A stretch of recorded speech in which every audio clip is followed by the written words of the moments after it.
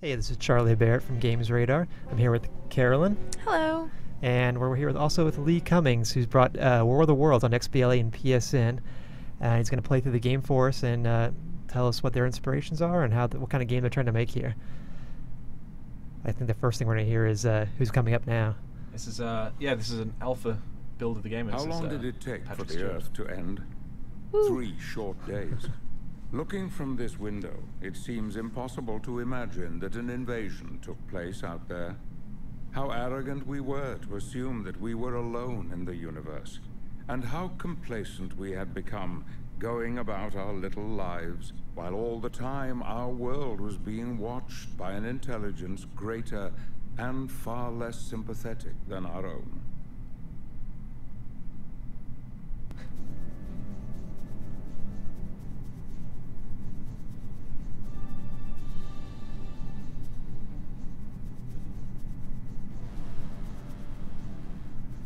So, who is Patrick Stewart playing in this game? So Patrick narrates our main character, Arthur Clarke, who finds himself in a horrific situation in 1953 London, right in the middle of an alien attack. And there's our hero, in his whole rotoscoped glory. We decided to go very old school with this game, so it's all 2D. There's not any 3D in here, and all the animations are all rotoscoped, which is basically throwing our art director in front of a green screen, having a handheld camera and taping him running around looking like a bit of an idiot, and then stenciling over the top of that with the art. I have been visiting my friend Ogilvy at his Clifton Observatory. What kind of games inspired you to go for this 2D rotoscope style? This is really a love letter back to games like Flashback and Out of This World and Heart of Darkness and the original Prince of Persia. These games around 89, 90, 91 that Mike Micah, the lead designer of Other Ocean, and myself played far too much.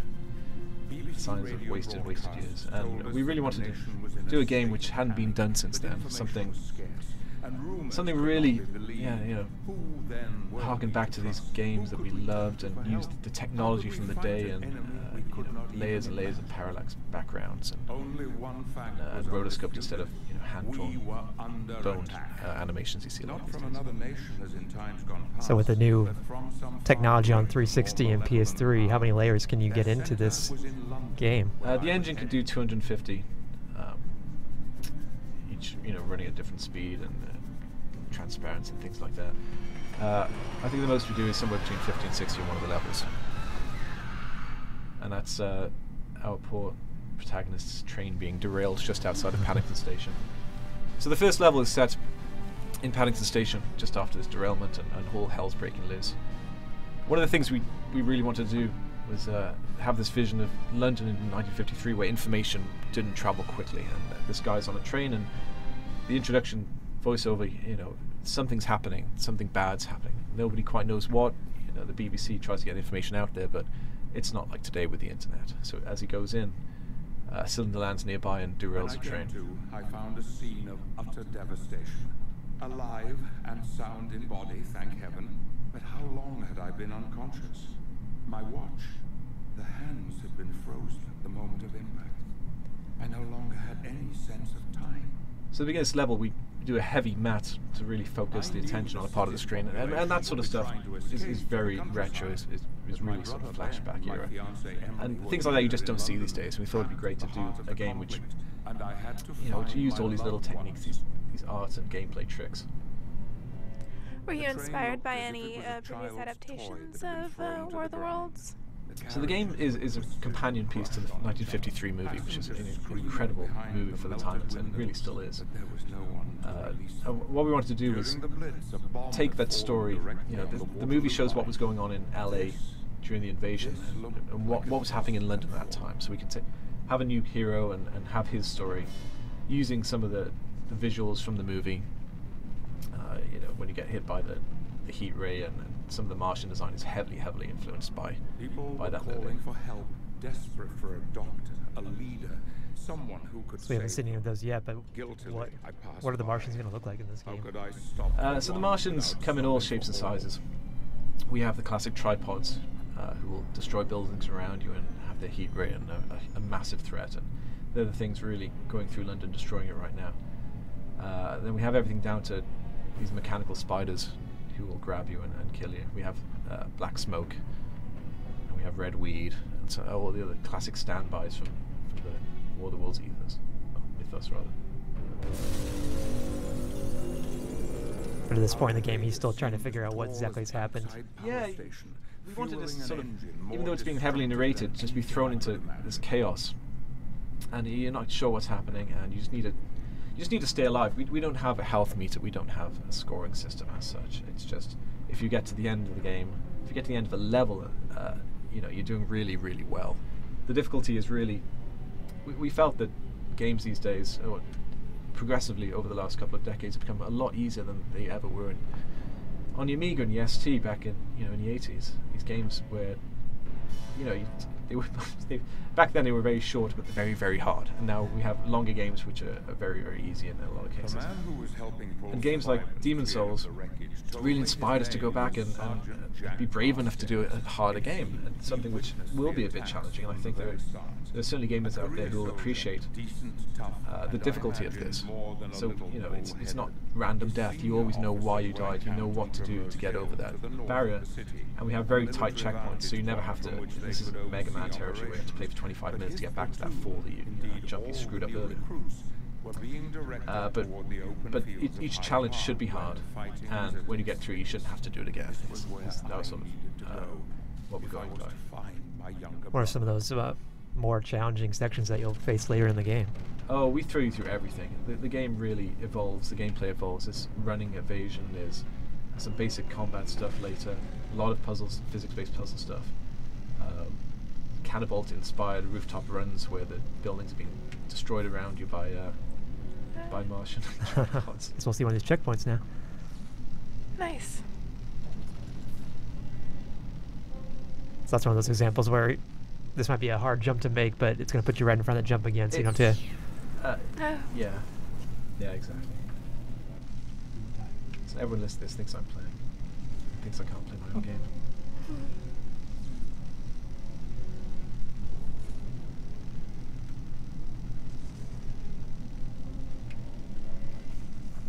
There you go.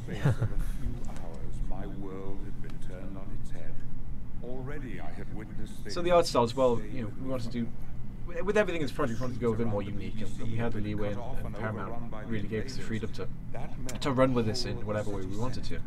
So the game starts off more colourful, but then we heavily desaturate everything to pull you into this dark, sort of depressing London. But when you start to see the Martians, we really pop the colour back in, so the red weed is bright red, and the Martian heat rays are vivid green, while everything around you is all desaturated.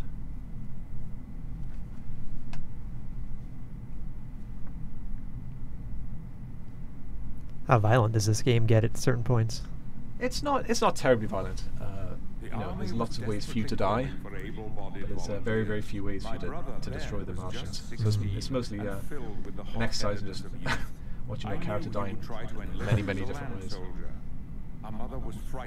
So we did a lot of VO for this. We really wanted to make it a personal story, and part of that was having a narrator who had a voice and a gravitas who could carry this game by himself. That's one of the main reasons we went with Patrick. He's got this incredible voice, and I never get tired listening to him. I know a lot of people feel the same way.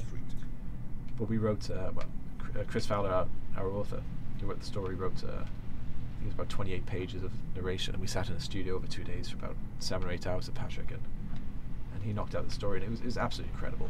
He really carries the story, and we have lots and lots of narration to pull you through this with a lot of detail that really brings the world to life around you, gives you, this depth of the story that you don't see just from the action on the screen.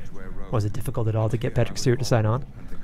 The executive producer on the title, and my better half, Susan, is amazing with things like that, and somehow she persuaded him to come on board and do this, and it really was a dream come true. He was our #1 choice, as was Chris Hillsbeck on the music, as was David Kansari on directing, and Chris Fowler on writing. They were all our first choice, and we managed to get everyone, so we were very, very lucky. I imagine he was familiar with the War of the Worlds. I mean, everybody is, but... Yeah, he is a huge fan of the first movie. He said he used to run around with his brother quoting lines from it all the time. But we found out part of the game takes place on the south bank of the Thames, and you see some of the Festival of Britain structures from there. And he told us that while this game was going on, the month we set the game, he was actually in London singing a choir at one of the locations in the game. Oh, nice. So it was you know, a lot of people had very personal connections to this game, to the story and the locations, which is awesome. Well, we're seeing some of the tripods in the background. How close do we actually get to those? You get very up close and personal with those later in the game, and they're very terrifying and very, very dangerous. And I think you were saying earlier they're also very large. Yeah, they're pretty huge. We have a scene where you're silhouetted by him, and it takes up the whole screen, and then starts destroying the buildings around you. So I guess this is our first look at the actual Martians. These are some of the Besides the spiders. This is background. an early version of the spider where the grapple animation is missing in this build. You can escape from that. So now we're in a different level. How much have we jumped here? So this is about a quarter or a third of the way through the game. The first chunk of the game is the fall of humanity, essentially. And a big part of every War of the Worlds story is always seeing humanity fall, at least symbolically. So you have to get that point of despair, which is just our character, our main character, and the hell around it. So here we're in Hyde Park, and it's the last stand of the British Army. So in the background, you'll see tanks everywhere being destroyed. You see, it really is just this decimation of the British Army who don't know what to do. They have no defenses against these heat rays. And after this level, the game slows down a lot more sort of slow puzzling to sort of mimic the story slowing down around the character, because everyone's gone, everyone's fled, everyone's been killed. You can see a lot of layers going on here that you were talking about earlier. Yeah, so this is, I think, this is 40, 45, 50 layers of parallax sprites. Very old school. There's some really cool lighting effects we're doing, but it's all sprites. It's all this stuff with all the tools of the trade back in the early 90s. We're just doing it in HD and really pushing it to the extreme. As Michael likes to say, this is the game that he would have liked to make back then if he had the horsepower. So we're taking all the tech from that day, just pushing it through many more cores. So did you guys go back and replay stuff like Flashback and Out This World? Heavily, yeah. Last year when we decided on the format of this game, we were going to do this love letter back to those games. So we spent a lot of time going back and replaying them. They aged really, really well. Those games are still incredible games. They're incredibly hard games, and but they're really fun to play. So these are the Martian drones trying to hunt down anyone on the battlefield. And you can't take them out, so you have to find other ways to either dodge them or destroy them. Yeah, you get axillage in the game. We didn't want guns and grenades and things. This wasn't a story about a soldier. It's a story about a biologist thrown in this horrific situation. So you can turn some of the Martian technology on them. In this level there are some sort of Bouncing Betty-esque mines around the world. If you time it correctly, you can take out some drones with the mines.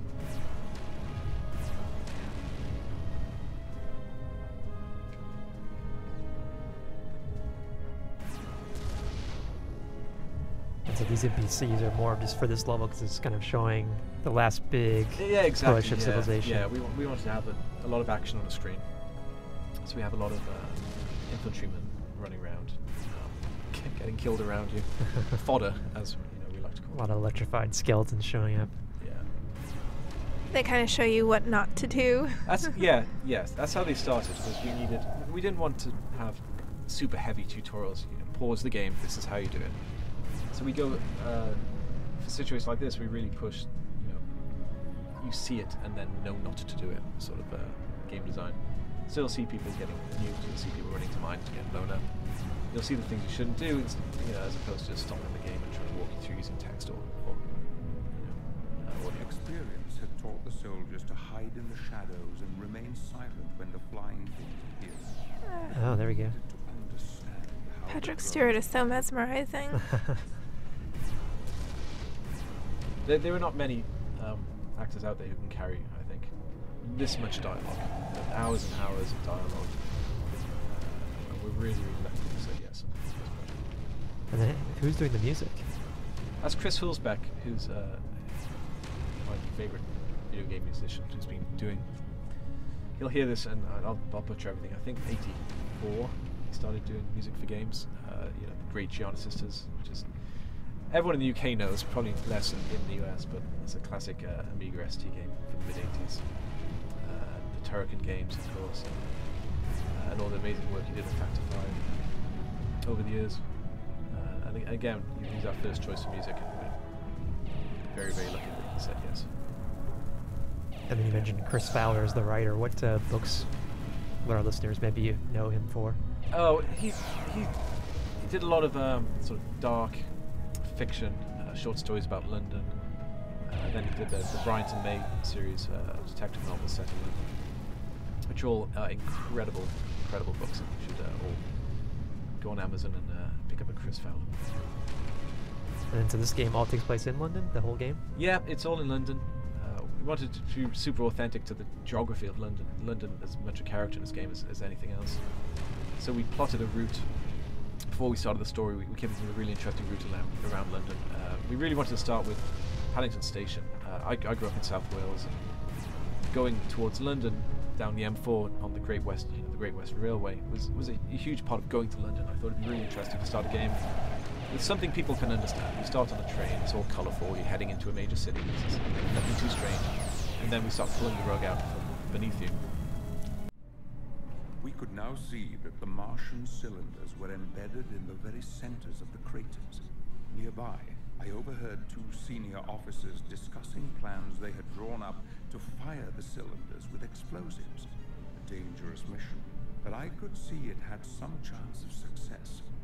I resolved to team up with them and offer my services in their cause.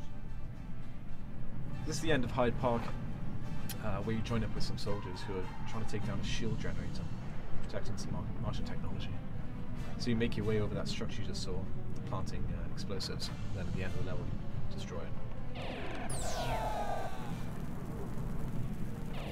I felt like an infantryman trudging through endless flooded trenches during the lull between bombardments.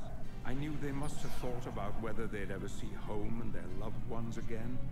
I felt suddenly connected to them through history, and resolved to be reunited with Emily and Ben. So who is Arthur Clarke looking for in the story? For his fiancée and his wife. Fiancée and his brother. That'd be great if he had a fiancée and a wife. It was like that in the 50s. So here you have these rings which glow green and will kill you if you get too close while they glow.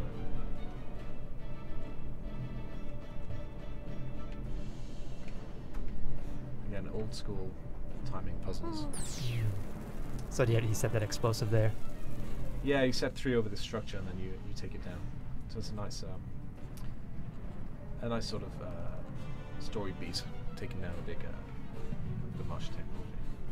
So this would be kind of the boss battle of this level. Yeah, we have these points where you know something big and obviously different happens, and some of them are literally boss fights, and this one sort of acts a bit like one.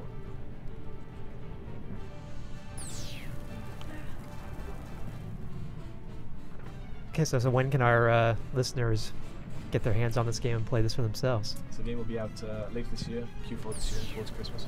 And it was on XBLA and PSN? That's right, yeah. Okay, well, this has been Charlie Bear and Carolyn Goodmanson. Hello. And, Goodbye.